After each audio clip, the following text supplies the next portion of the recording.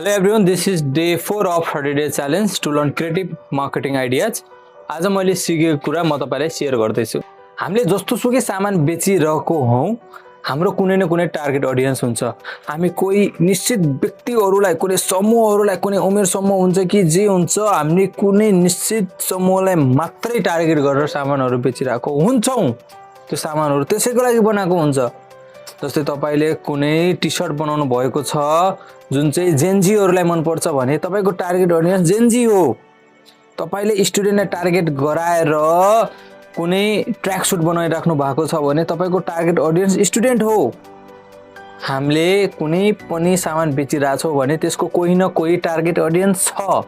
त्यो हामीले बुझ्न जरुरी हुन्छ र टार्गेट अडियन्सलाई बुझिसकेपछि हामीले निश्चित आफूलाई बुझ्नु पर्यो कि तपाईले लिनु पर्यो कि यो कुरालाई मेरो कुनै न कुनै टार्गेट अडियन्स छ जसलाई मैले सामान बेच्ने हो।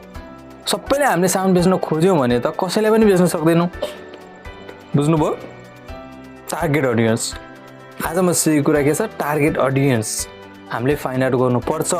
हामीले बेचिरहेको जुन सामान छ, सर्भिस छ, त्यो कसलाई बेच्न खोजिरहेका छौं त्यो पहिला आइडेन्टिफाई गर्नुपर्छ।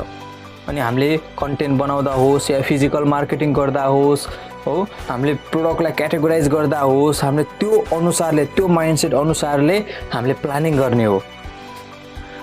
टार्गेट अडियन्सको उमेर समूह हुन सक्छ, कुनै डेमोग्राफी हुन सक्छ, हैन, इन्ट्रेस्टको कुराहरु हुन सक्छ, हो। यी कुराहरु हामीले छुट्याइसकेपछि अनि हाम्रो साइकोलोजिकल पार्टमा हामी जान्छौं। एउटै उमेर समूहको व्यक्तिहरुको पनि के हुन्छ, डिफरेन्ट उनीहरुको माइन्डसेट हुन्छ, उनीहरुको बिहेभियर हुन्छ। साइकोलोजी पार्टलाई पनि त्यसपछि हामीले हेर्छौं। सो प्रोडक्ट या सर्भिस बेच्दाखेरि टार्गेट अडियन्स हुन्छ, तिनीहरुको साइकोलोजिकल पार्टहरु इन्डिभिजुअली डिफरेन्ट हुन्छ। यो कुरा हामीले डिफाइन गरेर बेच्न खोज्ने हो। यो कुरा नोटिस गर्नु होला। Thank you.